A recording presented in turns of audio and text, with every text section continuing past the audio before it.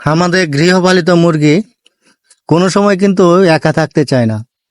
সব সময় তারা সঙ্গে খোঁজে, আর সঙ্গে খোঁজার মাধ্যমে খেলাধুলা এবং ঘোরাফেরা করার মাধ্যমে তো কিন্তু তারা খাবার খায়।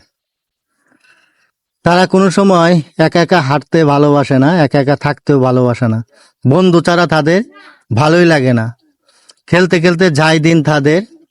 একা একা হলেই কিন্তু তাদের মনটা খুব খারাপ এবং ভয় পায়।